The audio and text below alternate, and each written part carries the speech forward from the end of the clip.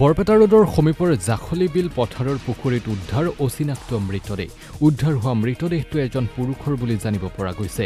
যোৱা নিশা পুখুৰীত মাছ ধৰিবলৈ যোৱা লোকে পানীত উপঙি থকা অৱস্থাত প্ৰত্যক্ষ কৰে মৃতদেহটো। মৃতদেহ প্ৰত্যক্ষ কৰি পিছত গাঁওবাসীক জনোৱাত গাঁওবাসীয়ে আৰক্ষীক খবৰ দিয়ে আৰু আজি ঘটনাস্থলীত বাক্সাৰ শিমলাগুৰি আৰক্ষী পহৰা চকীৰ আৰক্ষী, গোবৰ্ধনা আৰক্ষী, বাক্সা জিলা আৰক্ষীৰ উচ্চপদস্থ আৰক্ষী বিষয়াৰ লগতে দণ্ডাধীশৰ উপস্থিতিত মৃতদেহটো উদ্ধাৰ কৰে।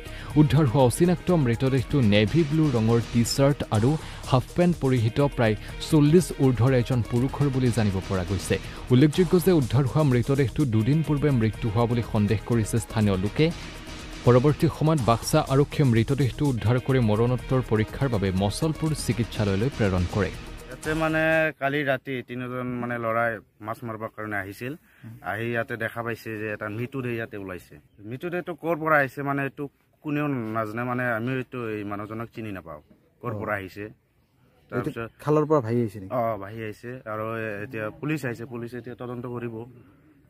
জাগাখিনিৰ নাম কি? জাখলি বিল পথাৰ। মানে মুখটো দেখা নাযায়, এনে মানে উল্টা হৈ আছে তো, এনে মুখটো দেখা নাই, সেইকাৰণে আইডিয়া নাই। চব পুৰুষ মানুহ না? পুৰুষ মানুহ। ইয়াৰেতো নহয়? ইয়াৰে নহয়।